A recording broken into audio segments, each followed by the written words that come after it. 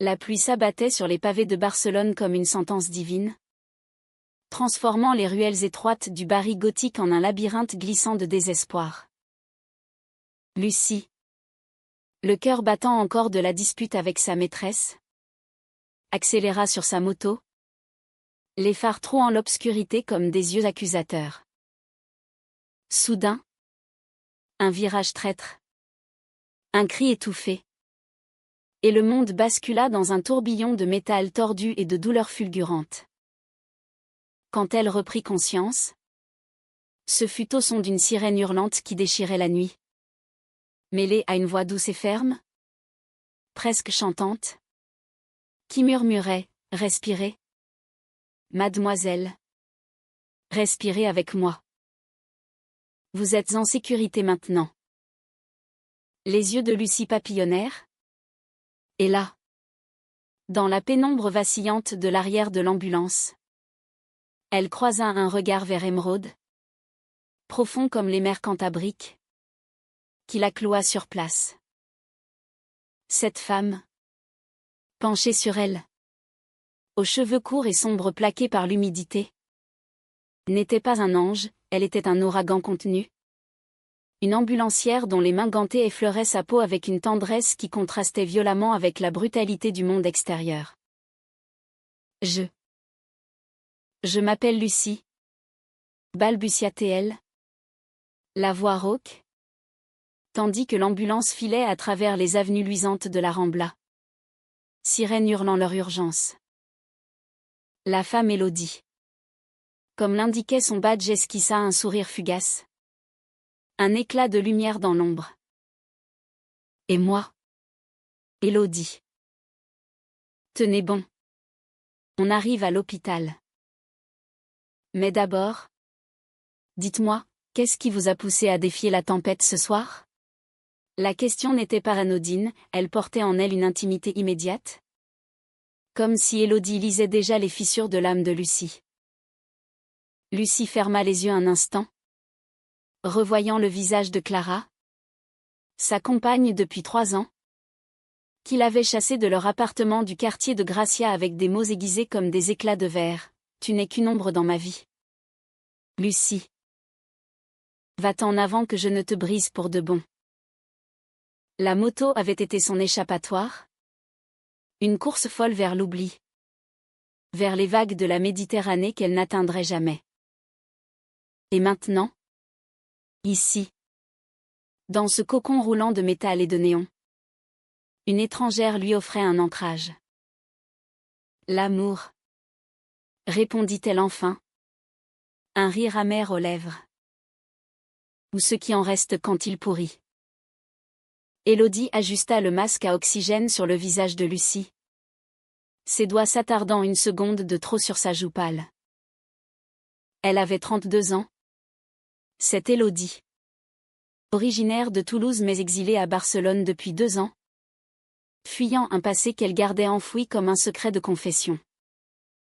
Ambulancière de formation. Elle avait traversé les Pyrénées avec un sac à dos et un cœur en miettes. Après que sa bien-aimée l'eut trahi avec une collègue de travail. La Catalogne, avec ses vents salés et ses nuits enflammées de flamenco, lui avait promis une renaissance. Mais ce soir, face à cette jeune femme de 28 ans aux cheveux châtains ondulés emmêlés et aux yeux noisettes voilés de larmes, elle sentait une étincelle familière, celle du désir mêlé à la compassion. Ce poison doux qui avait déjà failli la noyer. L'ambulance s'arrêta dans un crissement de pneus devant les urgences de l'hôpital clinique. Des infirmiers accoururent. Mais Élodie insista pour accompagner Lucie jusqu'à la salle d'examen. Elle est à moi pour l'instant? Dit-elle d'une voix qui ne tolérait pas de réplique. Surprenant même son coéquipier. Dans le couloir aseptisé, sous les néons blafards, Lucie serra la main d'Élodie comme une bouée. Merci. Sans vous. Les mots s'étranglèrent. Élodie se pencha. Son souffle chaud contre l'oreille de Lucie, sans moi. Vous seriez seule. Et ça? Je ne le permets pas. Les heures suivantes furent un brouillard de piqûres et de radios. Fracture mineure. Contusion. Rien de grave mais l'âme de Lucie. Elle saignait encore. Allongée sur le lit d'hôpital, elle revivait la scène en boucle, la dispute avec Clara, née d'une jalousie maladive, d'une relation qui s'était muée en prison dorée. Clara, avec ses courbes voluptueuses et son rire contagieux, avait été son premier amour véritable, découvert lors d'un festival de cinéma à Sitges. Mais l'amour, en Catalogne comme ailleurs, se fanait sous le soleil impitoyable. Et maintenant, c'est Élodie, avec son accent du sud-ouest qui roulait les airs comme des promesses, s'était insinué dans ses veines plus sûrement que n'importe quel sédatif.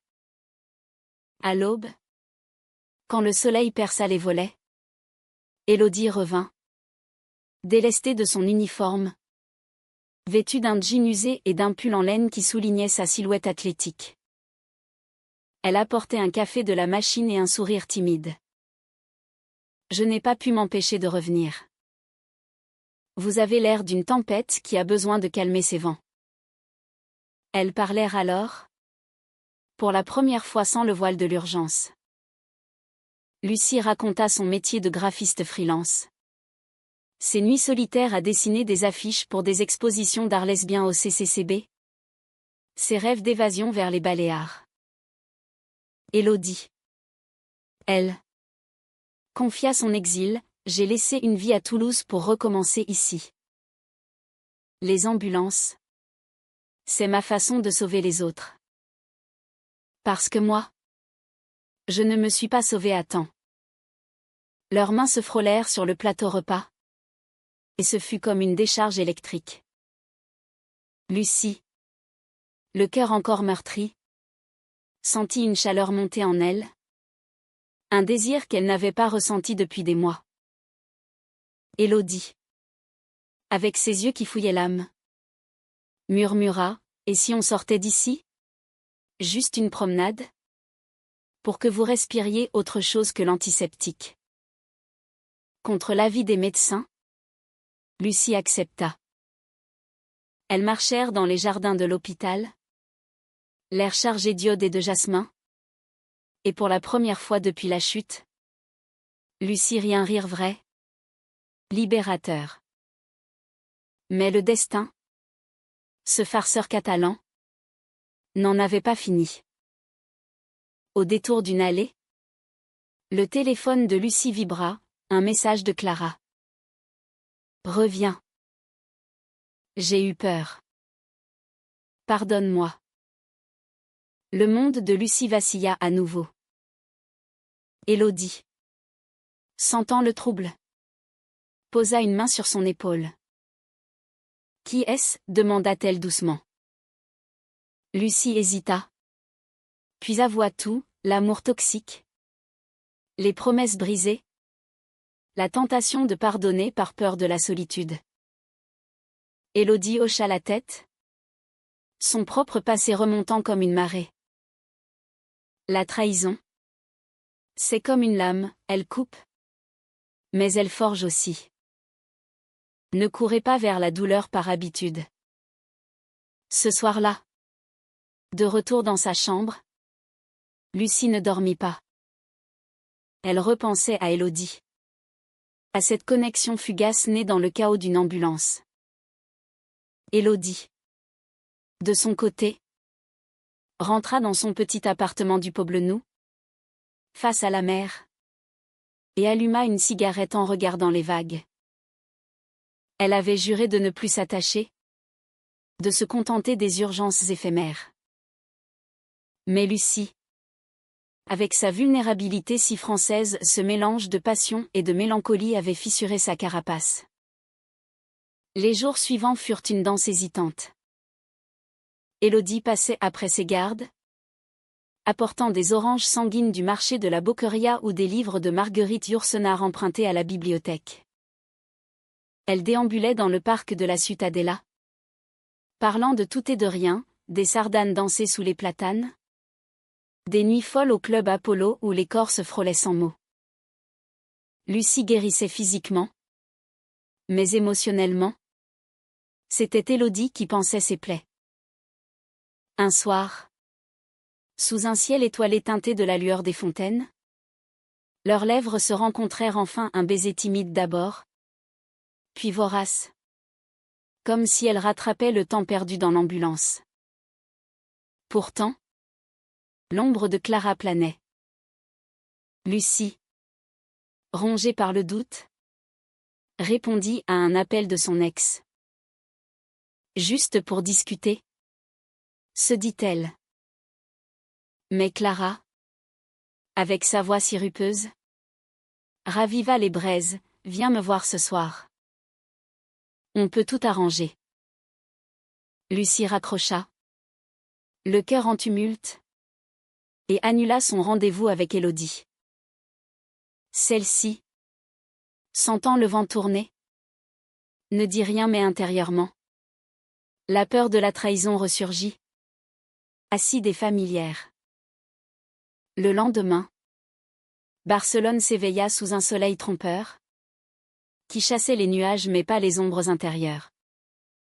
Lucie, sortie de l'hôpital contre avis médical, marcha jusqu'au métro de Diagonale, le corps encore endolori par la chute.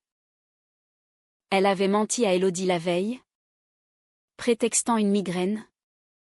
Et maintenant, la culpabilité la rongeait comme un acide lent.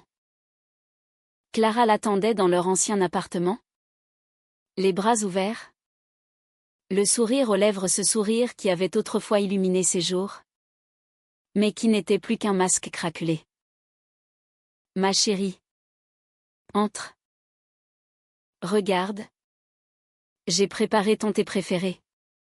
Avec du lait d'avoine et une pointe de cannelle. Clara, 30 ans, avec ses cheveux noirs coupés au carré et ses yeux sombres comme l'obsidienne, était une actrice de théâtre, habituée à jouer les rôles. Elles s'assirent sur le canapé usé, face à la baie vitrée donnant sur les toits de Gracia. Et Clara déversa un flot de regrets, la jalousie née d'une insécurité profonde. Les nuits solitaires où elle imaginait Lucie dans les bras d'autres femmes lors de ses vernissages. C'était de la peur? Lucie. Pas de l'amour? Si. De l'amour déformé. Pardonne-moi. Et on recommence. Lucie écouta. Le cœur tiraillé. Clara était son ancre. Son chaos familier, les disputes enflammées suivies de réconciliations passionnées. Les corps enlacés sous les draps de lin froissé. Mais au fond d'elle, une voix nouvelle murmurait, et si l'amour n'était pas une chaîne? Mais un vol? Elle pensa à Élodie. À ce baiser volé dans le parc? À la façon dont ses mains, calleuses d'avoir porté des vies en péril, avaient caressé sa nuque avec une douceur infinie. Pourtant, quand Clara l'embrassa, ce fut comme un réflexe, un baiser chargé de souvenirs, mais vide de feu. Dehors, la ville bruissait, les klaxons des taxis, les rires des enfants dans les plazas, l'appel lancinant des mouettes. Lucie se dégagea doucement. J'ai besoin de temps. Clara. Ce n'est pas si simple. Clara plissa les yeux. Un éclat de possessivité traversant son regard. Temps pour qui? Cette ambulancière dont tu m'as parlé au téléphone? En pleurant? Ne me dis pas que tu tombes dans les bras de la première sauveuse venue. Les mots blessèrent, précis comme une flèche. Lucie se leva. Le souffle court. Peut-être que c'est exactement ça. Peut-être que je mérite mieux qu'une prison. Elle quitta l'appartement en trombe, le cœur cognant, et héla un taxi vers le port.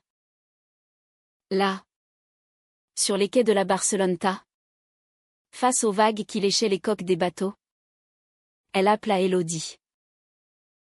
Pas de réponse. Le téléphone sonna dans le vide. Un écho à son propre désarroi. Élodie, de son côté, était en garde.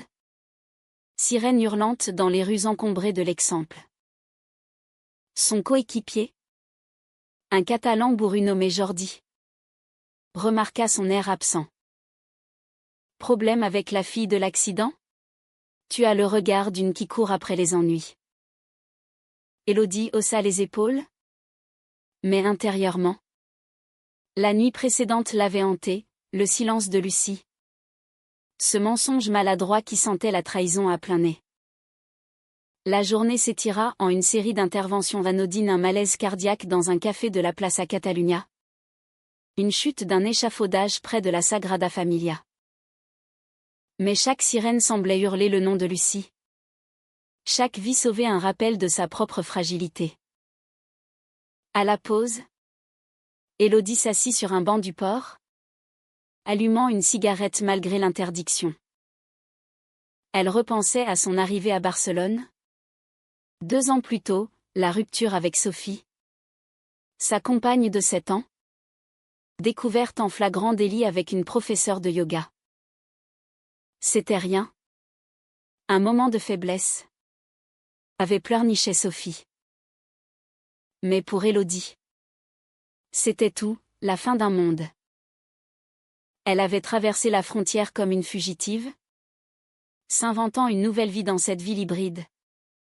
Mi-méditerranéenne, mi-européenne, où les passions bouillonnaient comme le cava. Le soir venu, un message de Lucie illumina son téléphone. Pardonne-moi pour hier. J'ai eu peur. Rendez-vous au même endroit?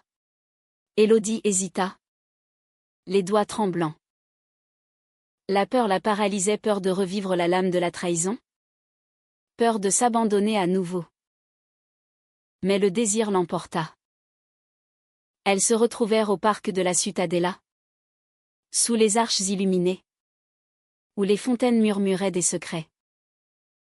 Lucie arriva essoufflée. Les joues rougies par la course. J'ai vu Clara. Et je lui ai dit que c'était fini. Pour de bon. Les mots sortirent en cascade, chargés de soulagement et de terreur. Élodie l'attira contre elle. Leur corps se moulant dans l'ombre des palmiers. Tu n'as pas à t'excuser. L'amour. C'est un risque. Comme sauter d'un hélico sans parachute. Mais ensemble, on atterrit. Elles s'embrassèrent à nouveau. Plus profondément cette fois.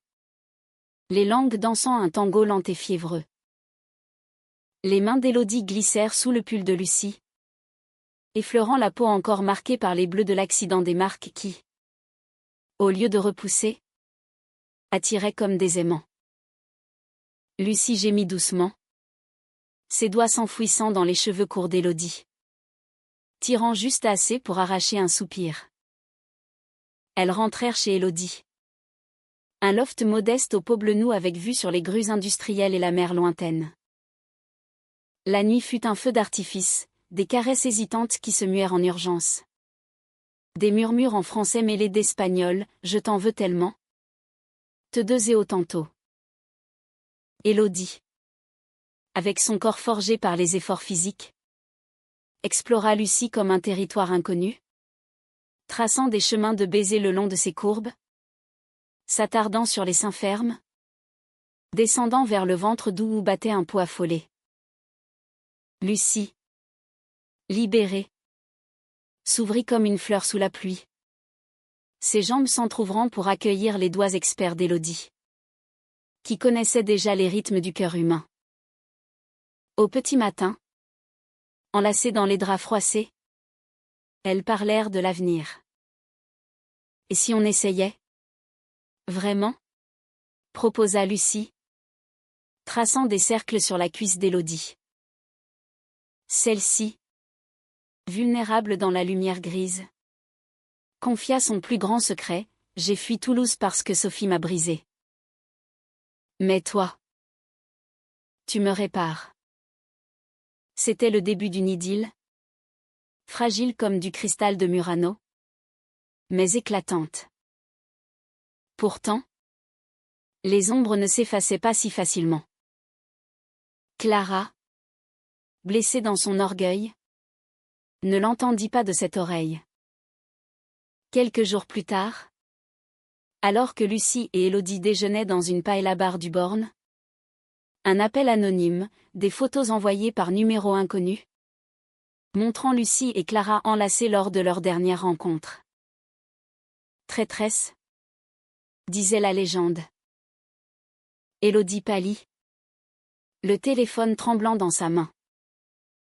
C'est quoi ça, Lucie, horrifiée, expliqua, une manipulation de Clara, qui avait dû fouiller son portable avant son départ. Mais le mal était fait. La graine de la méfiance germait. Élodie se leva abruptement, les yeux brillants de larmes contenues. Je ne peux pas. Pas encore une fois. Elle partit, laissant Lucie seule au milieu des assiettes fumantes, le cœur en lambeaux.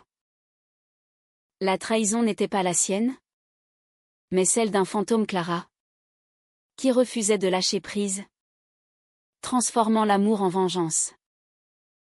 Les jours qui suivirent furent un exil intérieur pour les deux femmes. Élodie replongea dans son travail avec une ferveur presque masochiste, enchaînant les gardes de 12 heures, les sirènes devenant le seul rythme de sa vie. Barcelone, avec ses mosaïques de Gaudí et ses marchés odorants, lui semblait soudain hostile, une ville de mirage où l'amour se déguisait en piège. Elle évitait les appels de Lucie, effaçant les messages non lus comme on exorcise un démon. Je ne suis pas prête, se répétait-elle. Mais au fond, c'était la peur qui parlait. Cette vieille compagne qui l'avait chassée de France. Lucie, de son côté, errait comme un spectre dans les rues de Gracia, son studio transformé en campement de solitude. Elle avait confronté Clara lors d'une scène explosive au théâtre où celle-ci répétait une pièce d'Ibsen, des cris étouffés dans les coulisses, des accusations lancées comme des poignards. Tu me hais à ce point? Envoyer ces photos pour me détruire? Clara, le mascara coulant, avait ri amèrement. Détruire? Non. Te ramener à moi. Tu es à moi. Lucie. Toujours. Mais Lucie, pour la première fois, avait tenu bon. Non. Je suis à moi. Et peut-être à quelqu'un d'autre. Elle claqua la porte, définitivement, et bloqua son numéro. La liberté avait un goût âpre, mais libérateur. Pourtant, sans Élodie, elle se sentait incomplète. Ses nuits étaient hantées par le souvenir de leur étreinte, par la courbe des épaules d'Élodie sous la douche, par son rire rauque quand elle dansait une rumba improvisée dans le salon. Lucie décida d'agir. Elle connaissait l'horaire des gardes d'Élodie, un secret glané lors de leur confidence, et se posta près de l'hôpital, un bouquet de gardénia à la main. Ces fleurs blanches, symboles de pureté dans la tradition catalane. Quand l'ambulance revint, sirène muette pour une fois, Élodie en descendit. Épuisée, les traits tirés par la fatigue. Élodie. Attends. La voix de Lucie trancha l'air comme une lame. Élodie se figea. Le regard dur. Qu'est-ce que tu fais là? Retourne à tes jeux. Les mots blessèrent. Mais Lucie avança, tendant les fleurs. Ce n'était pas un jeu. Clara a menti. Manipulé. Regarde. Elle montra les captures d'écran de leur confrontation. L'épreuve d'une toxicité qu'Élodie reconnut trop bien l'écho de sa propre histoire avec Sophie. Les épaules d'Élodie s'affaissèrent, et elle prit les gardénias, inhalant leur parfum sucré. J'ai eu si peur. La trahison. C'est comme une maladie, contagieuse, incurable. Elles marchèrent jusqu'à un café adjacent, un de ces établissements anciens avec des azuléjos bleus et des chaises en osier. Là, autour d'un cortado fumant, Élodie se livra enfin. Après Sophie, j'ai juré de ne plus aimer. Les ambulances. C'est ma bulle, sauvée sans s'attacher. Mais toi, dans l'arrière de cette foutue voiture, tu as tout changé. Ton regard, ta vulnérabilité. C'était comme voir mon propre reflet brisé.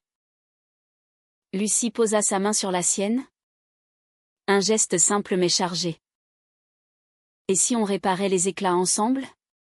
Pas parfait, mais vrai. La réconciliation fut lente, comme un lever de soleil sur la Méditerranée. Elles recommencèrent par des gestes anodins, un dîner de tapas au Quimay et Quimay, où les conserves d'anchois et les vins de Priorat coulaient comme des aveux. Élodie raconta ses rêves d'enfance à Toulouse, sous les platanes de la Garonne, où elle imaginait devenir médecin pour guérir le monde mais l'ambulance l'avait choisi. Elle. Pour sa proximité avec la vie et la mort. Lucie. Graphiste aux aspirations artistiques, dessina un portrait d'Élodie sur une serviette en papier, ses yeux verts capturés dans un tourbillon de lignes fluides. Un hommage à leur rencontre chaotique. Le désir revint. Plus mature. Moins frénétique. Une nuit. Après une garde interminable, Élodie trouva Lucie endormie sur son canapé. Un carnet de croquis ouvert sur les genoux. Elle la porta jusqu'au lit, un geste d'une tendresse infinie, rappelant leur première nuit dans l'ambulance. Elles firent l'amour sous la lune qui filtrait par la fenêtre. Corps contre corps, explorant avec une patience nouvelle. Les doigts d'Élodie tracèrent des constellations sur la peau de Lucie, descendant vers l'intérieur des cuisses, où la chaleur montait comme une marée.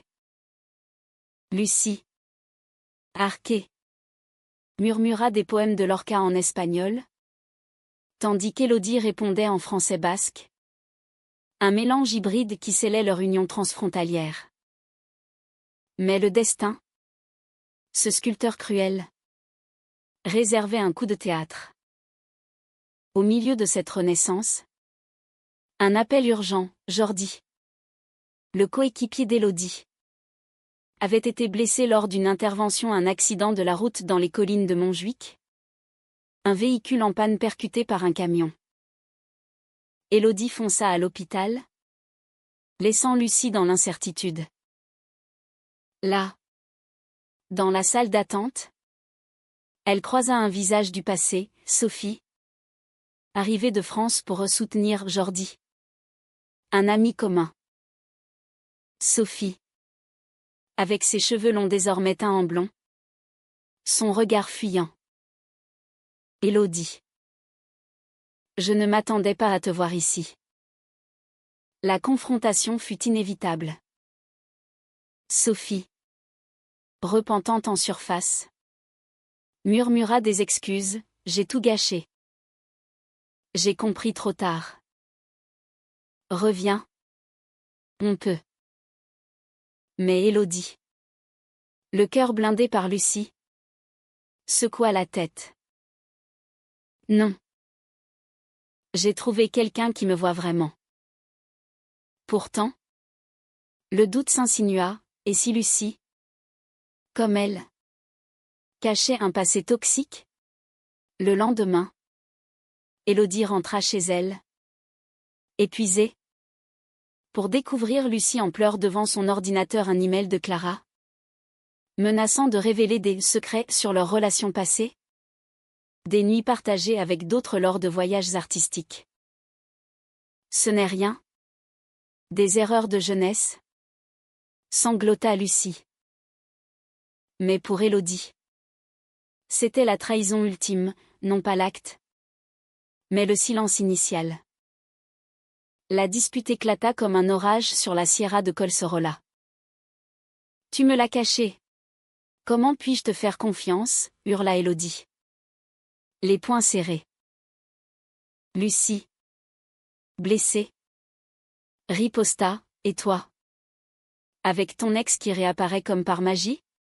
On est toutes les deux cabossées. Élodie. C'est ça. L'amour, accepter les cicatrices. Les mots volèrent. Durs.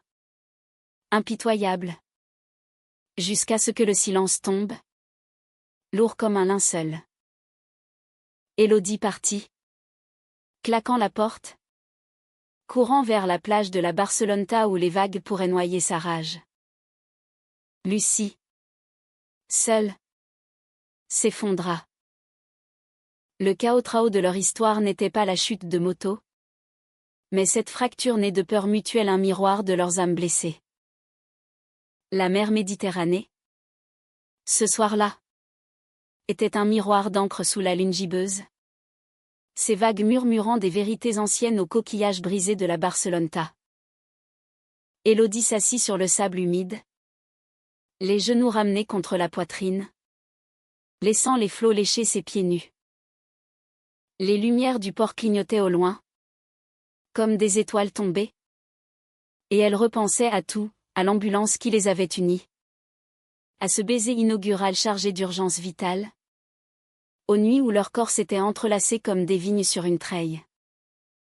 Mais la confiance, cette fleur fragile, avait fané sous le vent de la trahison, non pas celle de Lucie, mais celle qu'elles portaient toutes deux comme un fardeau hérité.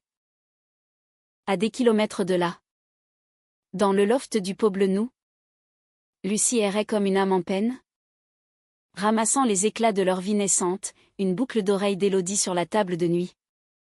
Un croquis inachevé sur le frigo. Elle avait menti par omission. Oui, ses aventures fugaces avec Clara n'étaient que des ombres d'un passé libertin. Des explorations avant de trouver l'ancrage. Mais l'expliquer maintenant semblait vain, les mots se dissolvaient dans le sel de ses larmes. Au lever du jour, un éclair de lucidité, elle devait partir. Non pour fuir, mais pour guérir. Elle emballa un sac, laissant une lettre sur le lit. Je t'aime assez pour te laisser respirer. Trouve-moi quand tu seras prête. À Sitges. Là où tout a commencé pour moi. Sitges. Cette perle de la Costa Dorada. Avec ses villas modernistes et ses plages roses au soleil couchant. Était le berceau des amours de Lucie. C'est là qu'elle avait rencontré Clara. Lors d'un festival de films indépendants. Et laquelle espérait maintenant renaître. Elle loua une petite chambre d'hôte face à la mer. Un havre aux murs blanchis à la chaux et aux volets bleus. Et passa ses jours à marcher sur le passègue maritime. Le vent salin fouettant ses cheveux. Elle dessina frénétiquement, des portraits d'Élodie sous forme d'océan en furie. Des ambulances transformées en navires fantômes voguant vers des horizons incertains. La douleur se muait en art. Cathartique. Comme chez les poètes français qu'elle admirait Colette. Avec ses amours lesbiens audacieux. Ou Yourcenar. Stoïque face à l'absence. De son côté, Élodie sombra dans une routine mécanique. Ses gardes devinrent des marathons d'adrénaline, une overdose dans un squat de Laval. Un accouchement en urgence sur une autoroute bondée. Jordi. Rétabli. La taquina, tu as l'air d'une zombie. Ma belle. C'est cette fille qui te hante? Élodie acquiesça enfin. Confiant la lettre trouvée à son retour. Sitges. Elle m'attend là-bas. Mais si je la blesse à nouveau? Jordi. Philosophe catalan dans l'âme. Haussa les épaules, l'amour? C'est comme une intervention, tu sauves? Ou tu perds? Mais ne pas essayer? C'est déjà mourir. Une semaine passa. 7 jours d'un automne doux où les feuilles des marronniers de Barcelone jaunissaient prématurément. Élodie prit un jour de congé. Loua une voiture une vieille cite aux lignes courbes comme un corps aimé et roula vers le sud. Le cœur battant au rythme des courbes de la C32. Site apparut comme un mirage, ses églises baroques. Ses allées bordées de palmiers. L'odeur de friture des churros mêlés à l'iode. Elle chercha Lucie aux terrasses du café Del Mar. Sur la plage de la Fragata. Mais ce fut Lucie qui la trouva assise sur un banc du front de mer. Les yeux rivés à l'horizon. Un carnet sur les genoux. Tu es venu. La voix de Lucie était un murmure. Chargé d'espoir fragile. Élodie s'approcha. Les jambes lourdes. Je ne pouvais pas ne pas venir. Cette lettre. Elle m'a transpercée. Elles s'assirent côte à côte. Le silence d'abord pesant. Puis complice. Lucie parla la première, j'ai eu tort de te cacher ces fragments de mon passé. Ce n'étaient pas des trahisons. Juste des errances. Mais avec toi. C'est différent. Tu es mon phare dans la tempête. Élodie.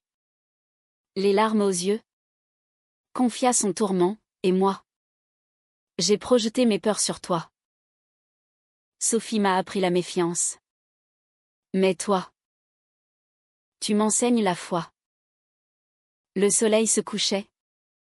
Peignant le ciel en ocre et pourpre. Quand leurs mains se lièrent un geste simple.